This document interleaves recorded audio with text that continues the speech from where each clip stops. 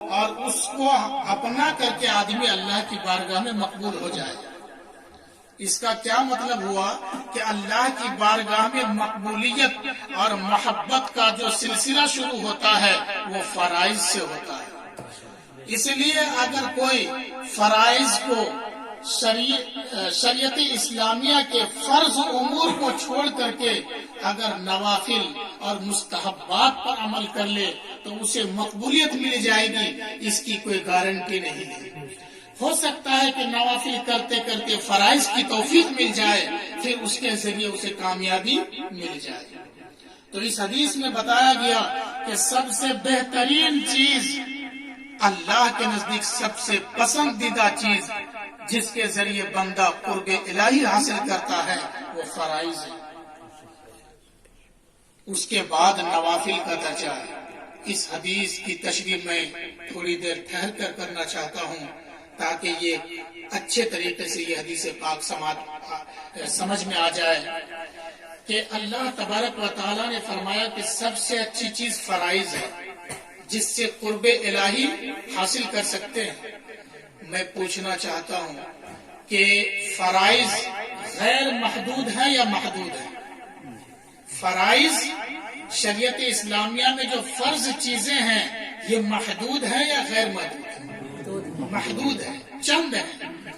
نماز کتنے فرض ہیں سب کو معلوم ہے، چند ہے.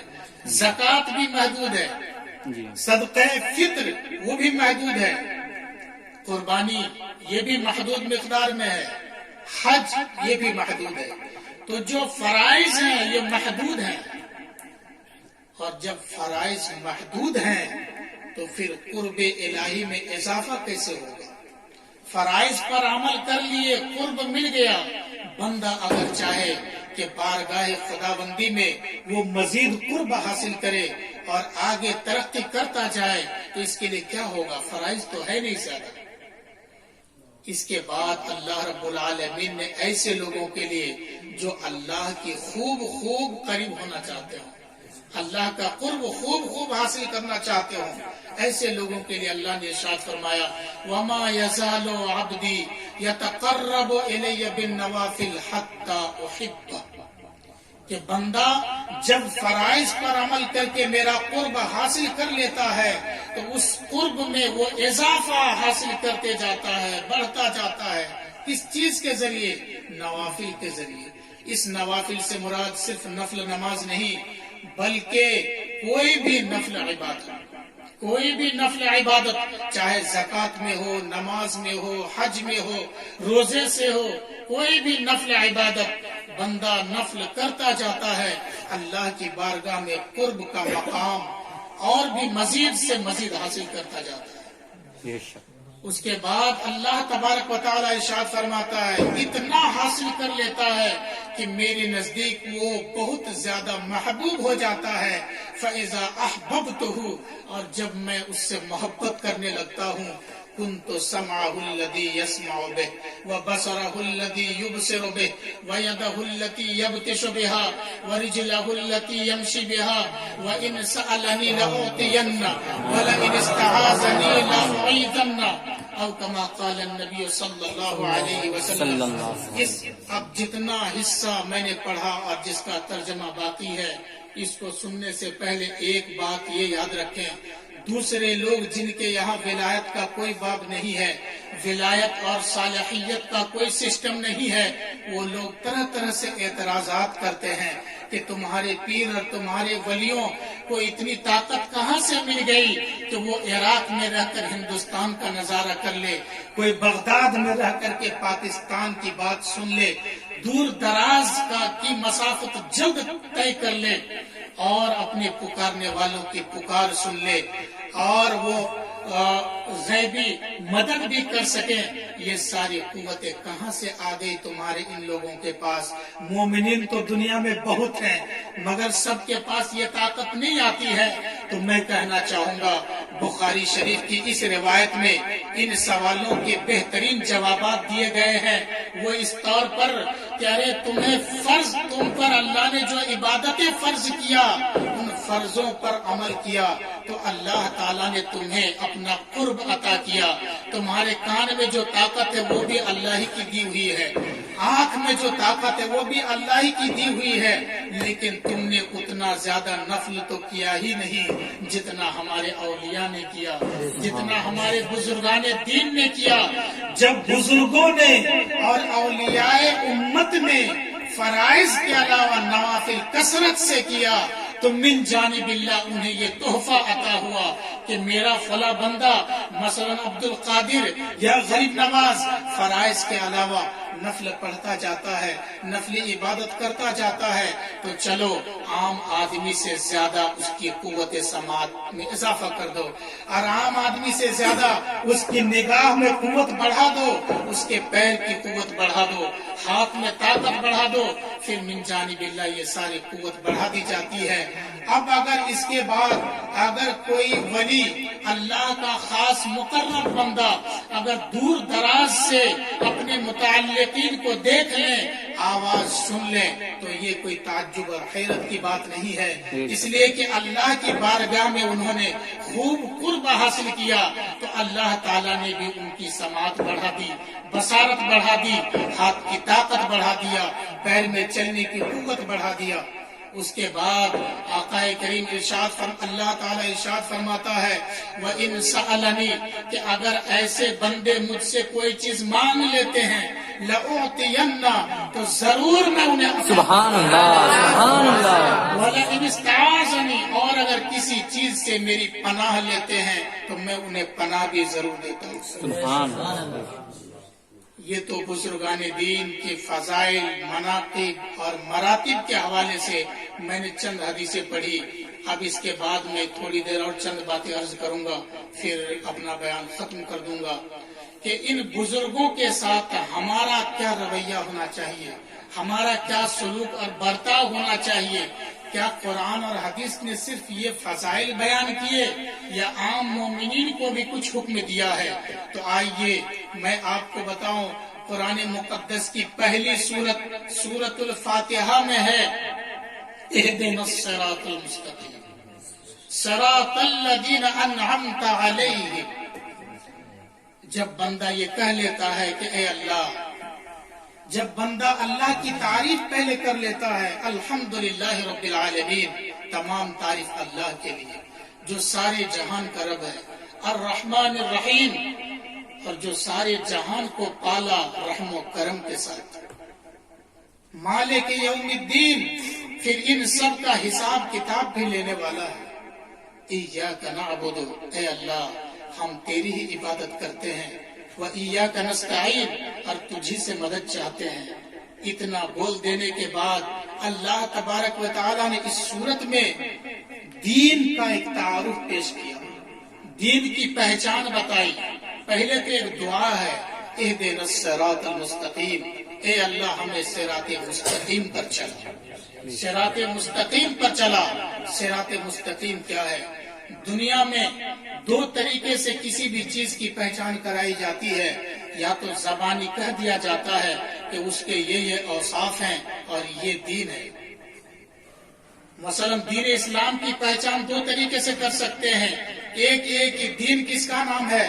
آپ اللہ کو ایک مانیں, رسول پر ایمان لائے انہیں سچا مانیں, اس کے بعد آپ نماز پڑھیں, روزہ رکھیں, استطاعت ہو تو زکوٰۃ دیں, استطاعت ہو تو حج کریں. یہ دین اسلام کی پہچان ہے اور یہ دین اسلام کا تعارف ہے, اور خود حدیث پاک میں ہے, قرآن مقدس میں ہے یہ پہچان. حج, زکوٰۃ, روزے, ساری چیزوں کا بیان موجود ہے. مگر سورہ فاتحہ میں میرے رب العالمین نے ایک الگ انداز سے دین اسلام کا تعارف پیش کیا, دین اسلام کی شناخت پیش کیا. کیونکہ کسی کو کسی چیز کی پہچان بتانے کا ایک یہ بھی طریقہ ہوتا ہے کہ فلاں کی طرح سمجھ جاؤ.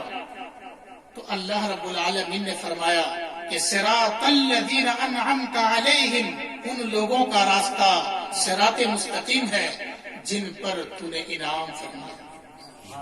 سبحان اللہ سبحان اللہ. اللہ تبارک و تعالیٰ نے اس سورہ میں یہ نہیں فرمایا میرا راستہ, بلکہ کیا کہا؟ صراط الذین انعمت علیہم, ان لوگوں کا راستہ یعنی ان بزرگوں کا راستہ جن پر تو نے انعام فرمایا غیر المغضوب علیہم ولا الضالین، اور ان لوگوں کا راستہ نہیں جن سے تو ناراض ہے اور جن پر تیرا غضب ہے۔ اور یہ کون لوگ ہیں جن پر اللہ نے انعام فرمایا؟